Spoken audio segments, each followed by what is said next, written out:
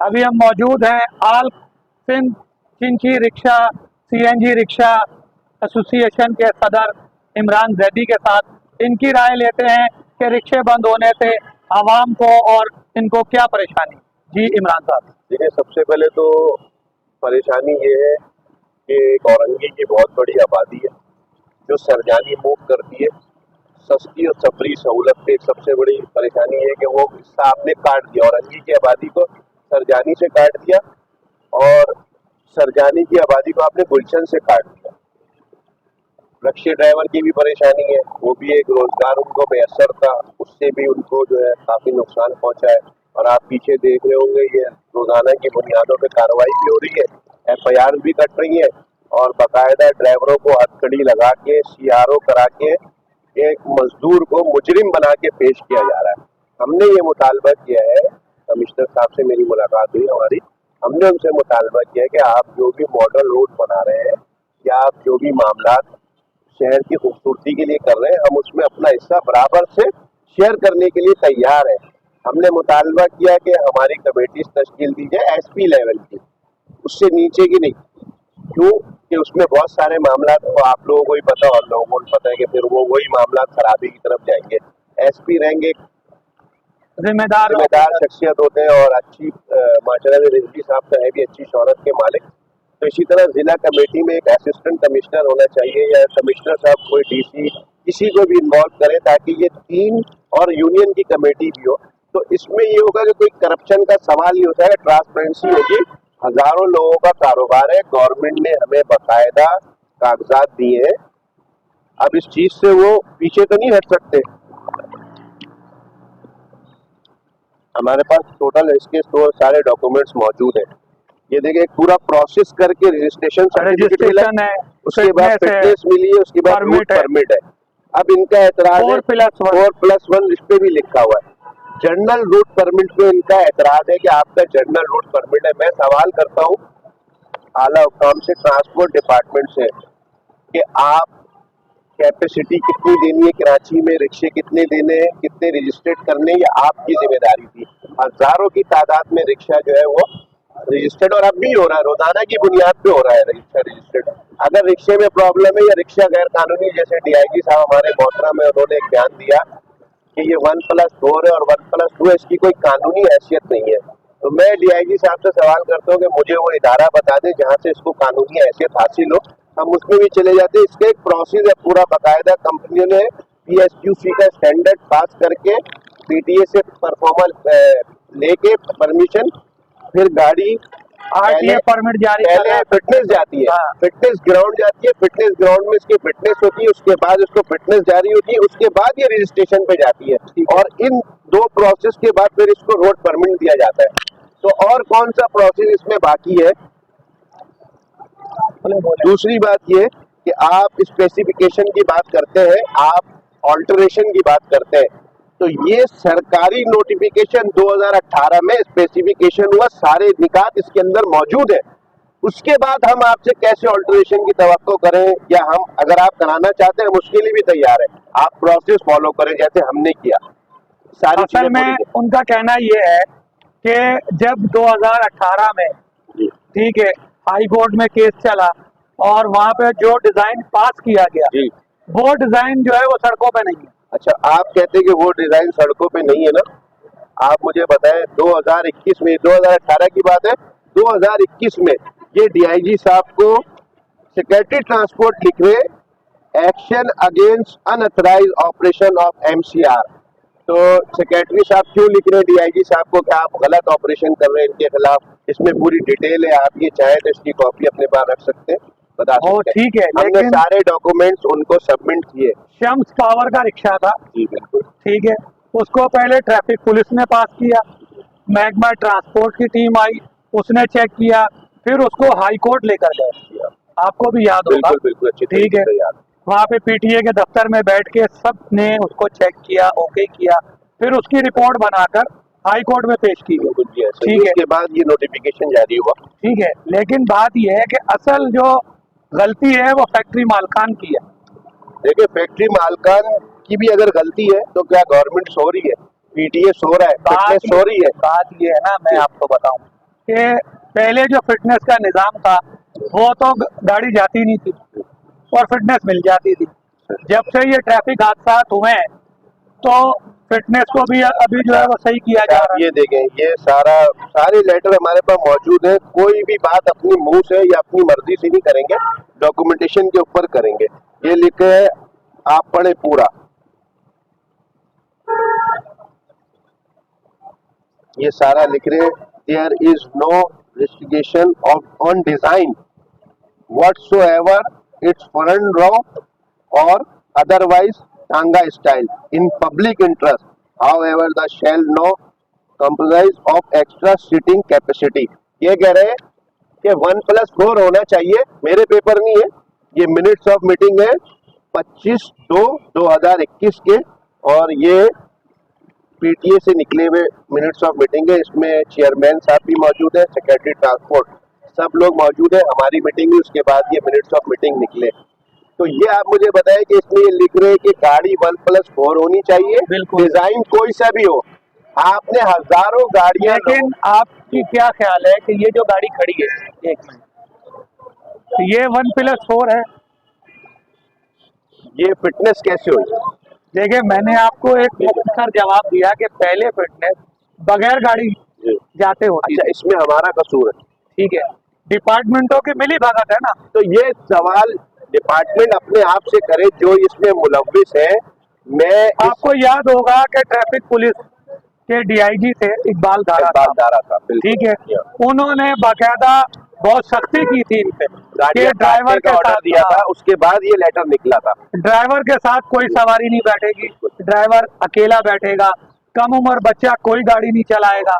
आपको याद होगा? बिल्कुल मुझे याद है, मैं उस मीटिंग में था, मेरी उनसे बात भी हुई और थोड़ी तल्ख लहजे में भी उन्होंने हमसे बात की। हमने उन्हें कहा था हम गाड़ियां काटने नहीं देंगे।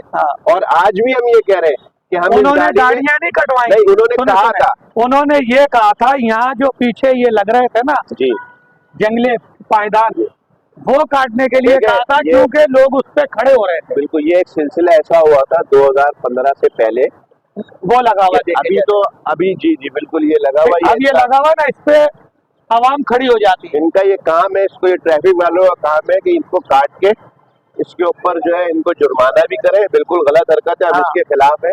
ट्रैफिक के जो कवानीन है उसका एहतराम करना चाहिए, उसके पाबंदी से उसका अमल करना चाहिए।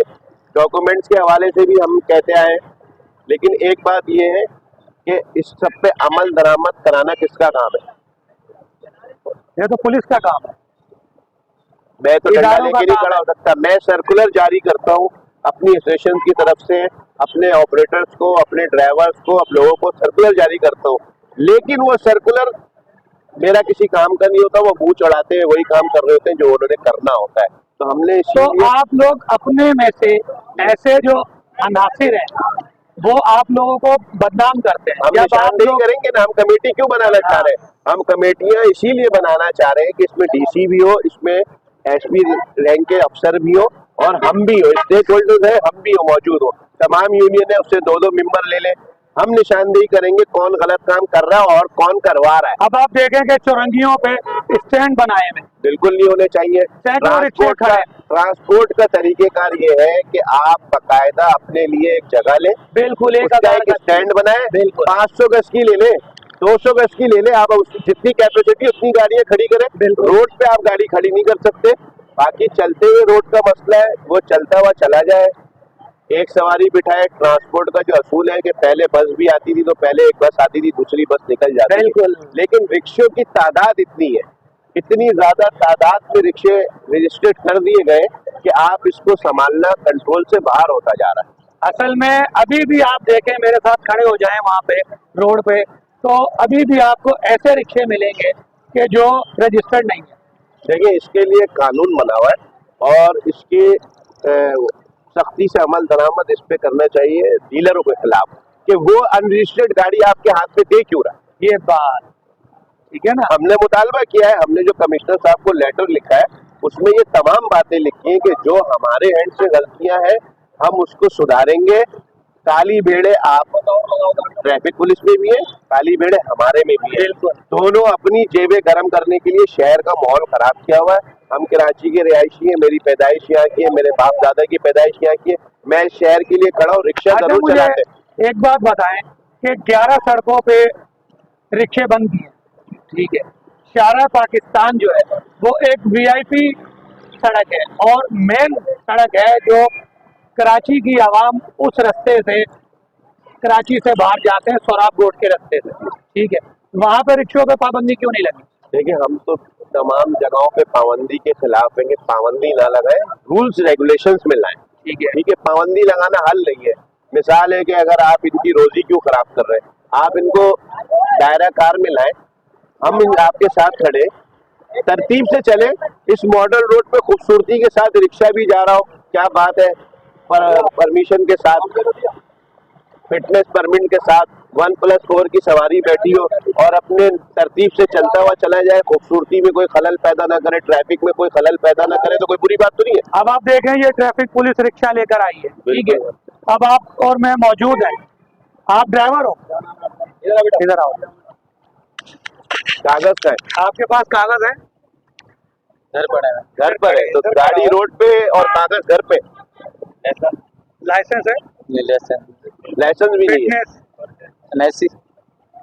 इसको फिटनेस का नहीं पता है, मसला अब आप यही है। देखें, ये ड्राइवर देखिए, है, इसको ना परमिट का पता है, ना फिटनेस का पता है, ना ही लाइसेंस का पता है, ठीक है। इसको अब किसने इससे छोड़ा पूछा रोड के गया है ऊपर? कि भाई तुम्हारे कागज तो कह रहे हैं घर पे है। ये हालत है इन लोगों की। फिटनेस का पता होता है, फिटनेस क्या है, गाड़ी किसकी है, गाड़ी कहाँ रहते हो, रहमानिया मोड़ में। नहीं कराची के रिहायशी हो, नहीं, मुल्तान के। मुल्तान से आए हो, तो तुम्हारे पास शनाख्ती कार्ड नहीं है। अभी तुम किसी का एक्सीडेंट कर दो, कोई मर जाए, तो तुम्हें कहाँ ढूंढेंगे? एक आदमी यहाँ खड़ा हो। हमने इन रिक्शों में ज्यादातर कराची से बाहर से आए हुए लोग हैं, जैसा कि पंजाब, मुल्तान, कोयटा, पेशावर, अफगानिस्तान के लोग जो हैं वो यहाँ पर ड्राइवरी कर रहे हैं। इनको यही नहीं पता फिटनेस सर्टिफिकेट क्या होता है, तो ये लाइसेंस कैसे बनाएंगे, क्योंकि कराची का लाइसेंस बन नहीं सकता। अभी आप देखें कि ट्रैफिक पुलिस, डीआईजी ट्रैफिक के अहकामात के बाद बिल्कुल एक्टिव है और भरपूर कार्रवाई कर रहे हैं। अस्सलाम वालेकुम जी। ये इनको पाबंद किया है तो बोर्ड ऑफिस से नागन तक, ये जो है इन पे पाबंदी लगा दी है कमिश्नर कराची साहब, और इसमें बाला अफसरान जितने भी डीआईजी साहब है, चीफ सेक्रेटरी साहब है, और इनको हमने पाबंद किया है देसी रोड पे नहीं आओ। फिर भी कुछ हैं जो आ रहे हैं, जो भी आ रहे हैं उनके ऊपर हम एफआईआर भी कर रहे हैं और इनको बारी बारी चालान भी दे रहे हैं, मगर ये बाज नहीं आ रहे हैं। मगर ये जैसे रोड पे होंगे तो हम उनका बिल्कुल चालान करेंगे। ये रोड छोड़ दें तो उनका अच्छा है, क्योंकि बाला अफसरान का भी हुक्म है, और ये रखे इधर से हट गए हैं तो माशाल्लाह ऐसे लग रहा है जैसे कोई 50% जाके ट्रैफिक बची है, ट्रैफिक में कोई खलल भी पैदा नहीं हो रहा है। पब्लिक ट्रांसपोर्ट जो है वो आसानी से अपने घर जा रहे हैं, और इंशाल्लाह ये जब तक बाज नहीं आएंगे हम कार्रवाई करते रहेंगे, एफआईआर भी करेंगे और बारी बारी जुर्माने भी इनको देंगे। अच्छा, इनमें तो ये अपना किबला दुरुस्त करें और जो इनको रूट दिया गया है उन पे जाए, जो शाहरा बंद किए गए हैं और उन पे मुकम्मल पाबंदी है, उसमें ये नहीं आए तो उनके लिए अच्छा होगा, बेहतर होगा। इनका कहना है कि 2 महीने के लिए कमिश्नर कराची साहब की जानिब से पाबंदी आयद की गई है। इस 2 महीने के दौरान पाबंदी जिन सड़कों पर है उन पे अगर ये रिक्शे आएंगे तो हम इसी तरह कार्रवाई करेंगे, भारी जुर्माने करेंगे, एफआईआर भी करेंगे। हम अपने बाला अफसरान के अहकामात पर भरपूर कार्रवाई करेंगे। कैमरामैन हसीब अली के साथ राशिद वफा, मिड ब्रेक न्यूज़, कराची।